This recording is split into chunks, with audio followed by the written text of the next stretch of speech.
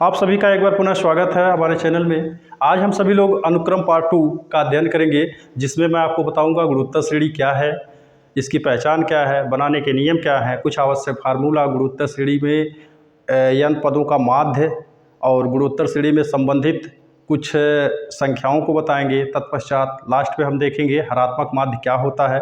तो आइए देखते हैं। और देखने से पहले आप सभी लोग पूरा वीडियो देखिएगा। मैं ही कह रहा हूँ आपसे कि ये पूरा वीडियो देखिएगा, बहुत ही मज़ा आने वाला है।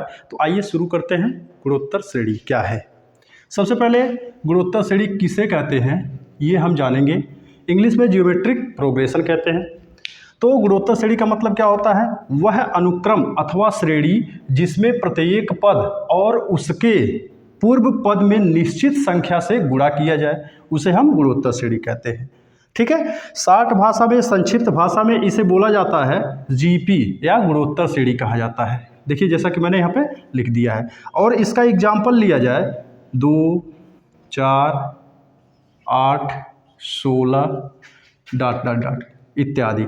अच्छा, आप देख सकते हैं कि अगर इसमें 2 से गुणा किया जाए, 2 में 2 से गुणा करेंगे 4 मिलेगा, फिर 2 से गुणा किया जाए 8 मिलेगा, फिर 2 से गुणा करेंगे आप। तो इसी तरह से हम बढ़ते हुए चले जाएंगे। या फिर इसी को हम इस तरह से भी डिनोट कर सकते हैं 16 और ये 8 हो जाएगा, ये 4 हो गया और ये हो गया आपका 2। तो इसमें हम देखेंगे 1/2 से गुणा किया जाए, फिर इसमें भी आप 1/2 से गुणा करेंगे, फिर इसमें भी आप 1/2 से गुणा करेंगे और एक पद और लिख लिया जाए 1, तो इसमें भी आप 1/2 से गुणा करेंगे। तो इसे बोलते हैं गुणोत्तर श्रेणी। ठीक है। गुणोत्तर श्रेणी की पहचान कैसे पहचान सकते हैं कि ये दी गई राशियां गुणोत्तर श्रेणी में है या कोई दिया गया अनुक्रम गुणोत्तर श्रेणी में है कि नहीं है। तो इसको पहचानने के एक ट्रिक देखिए क्या होता है। जैसे अगर मान लेते हैं कोई 3 संख्याएं ABC जीपी में होने के लिए आवश्यक प्रतिबंध क्या होता है या पहचान कैसे करते हैं हम। जो मध्य पद होता है यह प्रथम और अंतिम पद के गुणनफल के वर्गमूल के बराबर होता है, या फिर हम इसी को कह सकते हैं B² = AC। ठीक है। तो ये हो गया क्या पहचान। किसका पहचान बोलेंगे? गुणोत्तर श्रेणी का पहचान। ठीक है। ये हो गया गुणोत्तर श्रेणी का पहचान। अब हम जानेंगे बनाने की विधि। अच्छा, बनाने की विधि में क्या होता है, कैसे जानेंगे कि कैसे गुणोत्तर श्रेणी बनाया जाता है, ये सीखेंगे हम। तो गुणोत्तर श्रेणी में पहला पद हमने ले लिया A। यदि प्रथम पद, गुणोत्तर श्रेणी का प्रथम पद A सार्वानुपात। अच्छा देखिए, इसमें सार्वानुपात लिखा गया है, इसका मतलब होता है कॉमन रेशियो। सार्वानुपात का मतलब होता है निरंतर आप बांट करके भाग देना। जैसे कोई 2 पद हैं, मैंने यहाँ पर लिख दिया T1 T2। तो सार्वानुपात कैसे ज्ञात किया जाता है ये जानेंगे हम पहले। सार्वानुपात को स्मॉल r से प्रदर्शित किया जाता है T2/T1। ठीक है। इसी तरह से T3 है, T4 है, तो हम इसी तरह से बढ़ाते चले जाएंगे T3/T2। ठीक है। तो अब हम जानेंगे बनाने की विधि क्या होती है। तो यदि प्रथम पद जीपी का प्रथम पद A सार्वानुपात R हो तो आवश्यक गुणोत्तर श्रेणी बनाने का नियम देखेंगे। यहाँ से A हो गया AR, AR², AR3, AR⁴ ... यहाँ पर बोल सकते हैं AR⁴ n। ठीक है। तो ये हो गया बनाने के नियम। एक बार पुनः रिफ्रेश करते हैं गुणोत्तर श्रेणी की परिभाषा। गुणोत्तर श्रेणी क्या है? तो मैंने यहाँ पर बताया आपको, ऐसा पद जो निश्चित ऐसा पद होगा जिसमें गुणा करने पर अपने पूर्व पद को प्राप्त करता है। जैसे कहने का मतलब हो गया, मैंने यहाँ पे एग्जांपल दे करके आपको बताया है 2 दूना 4 दूना 8 दूना 16 इत्यादि। इस तरह से आप गुणोत्तर श्रेणी को 60 भाषा में संक्षिप्त में आप जीपी से प्रदर्शित करते हैं। पहचान का नियम क्या, पहचान का तरीका क्या होता है कि गुणोत्तर श्रेणी में है या कि नहीं है। मान लिया हमने 3 पद कोई ABC, कोई 3 संख्याएं ABC हैं, तो B = A × C, अर्थात इसको आप ऐसे भी बोल सकते हैं B² = AC। तो ये हो गया जीपी में होने के लिए आवश्यक शर्त। अच्छा, बनाने के नियम क्या बताया आपको। बनाने के नियम में यदि किसी गुणोत्तर श्रेणी का प्रथम पद A और 2 पदों का जो अनुपात होता है जिसे हम सार्वानुपात कहते हैं R होता है, और तो कैसे हम श्रेणी बनाते हैं ये जानना है हमें। A, AR, AR², AR3, AR⁴ ... AR⁴ n ये होता है। अब हम जानेंगे, आगे बढ़ते हैं। आइए जानते हैं कुछ आवश्यक फार्मूला या कुछ आवश्यक सूत्र। देखिए मैंने यहाँ लिखा है सब इम्पोर्टेंट फार्मूला। यदि गुणोत्तर श्रेणी जीपी 60 भाषा में का प्रथम पद फर्स्ट टर्म ए सार्वनुपात, अच्छा सार्वनुपात का मतलब क्या होता है, दो पदों का जो रेशियो होगा, जैसे मैंने यहाँ पे लिखा है R इक्वल T2/T1 या फिर बराबर T3/T2 तथा अंतिम पद यल हो और पदों की संख्या n हो तो, ठीक है। पहला फार्मूला व्यापक पद। व्यापक पद देखेंगे, जनरल टर्म क्या होता है इसका, व्यापक स्टैंडर्ड टर्म क्या होता है, Tn इक्वल An, चाहे आप Tn लिख सकते हैं या फिर An लिख सकते हैं, A इंटू आर के घाते n-1। ये हो गया आपका व्यापक पद ज्ञात करने के लिए जीपी में आवश्यक फार्मूला, ठीक है। गुणोत्तर श्रेणी का व्यापक पद फार्मूला अगर आपसे पूछा जाए तो Tn इक्वल आप बताएंगे A r की पावर n-1 होता है, ठीक। अब देखेंगे अंत से यनवा पद, यानी लास्ट में यनवा पद की बात की जाए तो Tn इक्वल L/r⁻n-1 होता है, ठीक है। तो अंतिम पद का फार्मूला क्या हो गया, Tn इक्वल A, यहाँ पे देखिए L/r⁻n-1। अच्छा, जहाँ पे मैंने यहाँ पे लिख दिया स्पष्ट, A क्या है, प्रथम पद है, R क्या है, कॉमन रेशियो है, सार्वनुपात कहते हैं, L क्या है, लास्ट टर्म है, ठीक है। अब देखिए योगफल से संबंधित फार्मूला क्या होता है, यहाँ पे दो भागों में मैंने लिखा है, तो योगफल दो भाग में कैसे कैसे होता है ये जानेंगे हम। पहला होगा Sn equal A into under कोष्टक में लिखा है 1-r⁴n और बटे 1-r होता है, ठीक है। कब, जब r इज ग्रेटर देन 1, अर्थात कहने का आशय हो गया जब r का मतलब सार्वनुपात 1 से अधिक होगा तब हम फार्मूला क्या लगाएंगे, Sn बराबर a कोष्टक में 1-r के घात n बटे r 1-r, ठीक है। तो ये क्या हो गया भाई, जब r अधिक रहेगा 1 से तब। यदि मान लेते हैं अगर r जो है कम हो 1 से तो उसके लिए क्या करना होगा, थोड़ा चेंजिंग होगा। देखिए फार्मूला में Sn इक्वल A कोष्टक में r के घाते n-1 और पूरा के बटे r-1। तो ये हो गया कब, जब r इज लेस देन 1 तब, अर्थात कहने का आशा हो गया जब r छोटा होगा 1 से तब आप ये सेकंड वाला फार्मूला यहाँ पे यूज करेंगे, ठीक है। तो ये देखिए फर्स्ट हो गया। अब देखिए अंतिम पद के रूप में फार्मूला, अंतिम पद के रूप में फार्मूला योगफल का कैसे होता है, Sn इक्वल A-L-r और बटे 1-r बराबर, आप इसको बदल भी सकते, जैसे आपने यहाँ पे बदला है, दो फॉर्म में लिखा गया, आपको बताया गया, ठीक इसी क्रम में L-r-a बटे r-1, ठीक है। तो ये हो गया 4 फार्मूला। आइए 5वें फार्मूला पे चलते हैं, देखते हैं सूत्र नंबर 5, ठीक है। अनंत गुणोत्तर श्रेणी के लिए, अच्छा अनंत गुणोत्तर श्रेणी क्या है, मतलब गुणोत्तर श्रेणी अनंत पदों तक जिसका आदि और अंत न हो, तो उसके लिए योगफल का फार्मूला क्या होता है, यस अनंत बराबर a बटे 1-r, जहां आप जानते हैं a को कहते हैं प्रथम पद और बोला जाता है r को सार्वनुपात, ठीक है, सार्वनुपात कहा जाता है, ठीक। तो अनंत गुणोत्तर श्रेणी का योगफल फार्मूला क्या होता है, यस अनंत बराबर a बटे 1-r होता है। अब फार्मूला नंबर 6 देखते हैं, गुणोत्तर माध्य, जिसको इंग्लिश में बोला जाता है जियोमेट्रिक मीन। जियोमेट्रिक मीन क्या होता है, गुणोत्तर माध्य क्या होता है, आइए जानते हैं। यदि कोई दो संख्याएं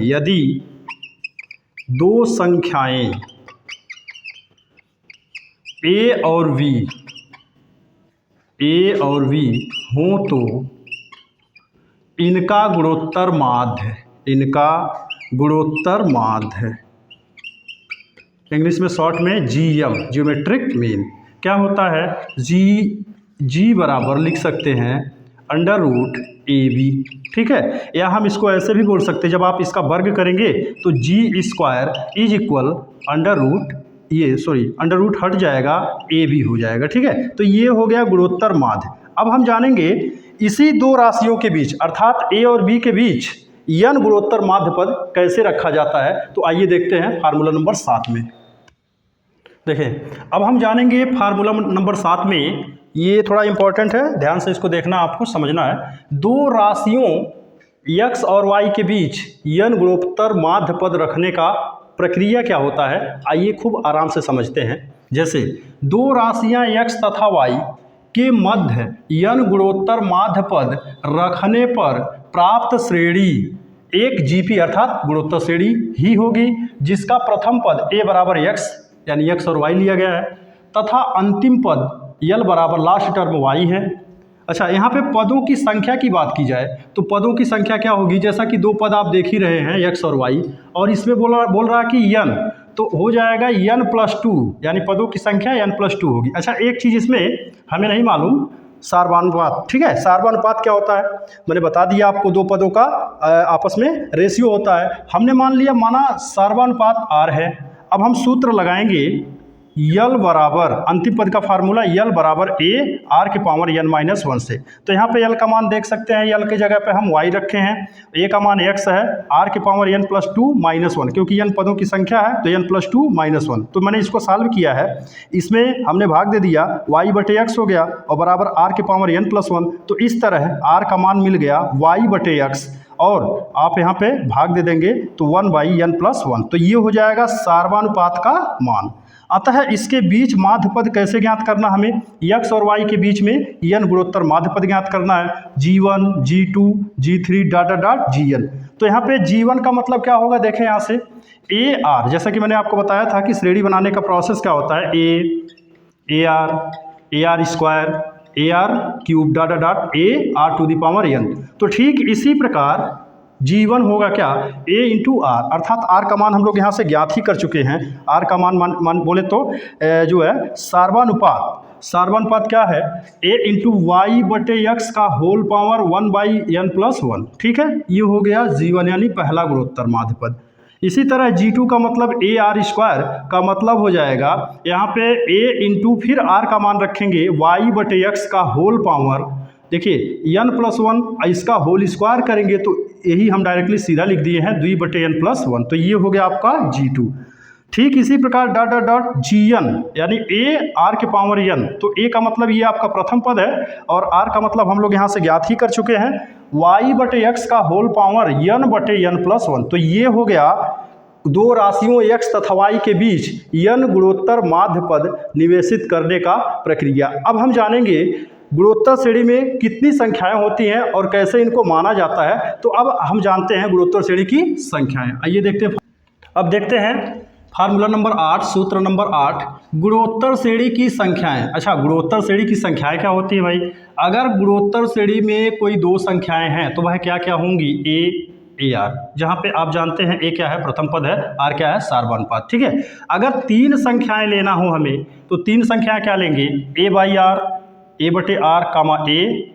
r, ये तीन संख्याओं के लिए आवश्यक। ठीक है, चार संख्याओं की बात करते हैं तो a/r3, a/r,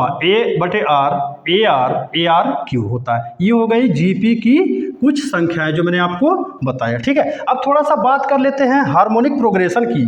ठीक है, हार्मोनिक प्रोग्रेशन का मतलब क्या होता है, हरात्मक श्रेणी होता है। ठीक है, हरात्मक श्रेणी में कोई अलग से रूल रेगुलेशन नहीं होता है, यह सिर्फ और सिर्फ एपी का व्युत्क्रम, अर्थात सब कुछ हल करने का जो प्रक्रिया होगा वह डिपेंडेंट होगा किस पे, एपी पर। एपी का मतलब आप जानेंगे समांतर श्रेणी पर, जो मैंने अपने पहले वीडियो में बताया आपको। समांतर श्रेणी का पूरा क्रियाकलाप, पूरा का पूरा रूल रेगुलेशन वही होता है, बस हल करके हम उसको व्युत्क्रम रूप में लिख देते हैं, इनवर्स रूप में लिख देते हैं, वही कहलाता है क्या, एचपी, अर्थात शॉर्ट भाषा में एचपी कहते हैं, हार्मोनिक प्रोग्रेशन कहते हैं। ठीक है, अच्छा यहाँ पर मैंने लिखा जो कंपटीशन के लिहाज से बेहतर होता है, ये कई ट्रिकों में, ये कई जगहों पे ये ट्रिक का काम करता है, जैसे काम समय, चाल समय, दूरी समय इत्यादि में ये ट्रिक के रूप में वैकेंसी लेवल में लगता है।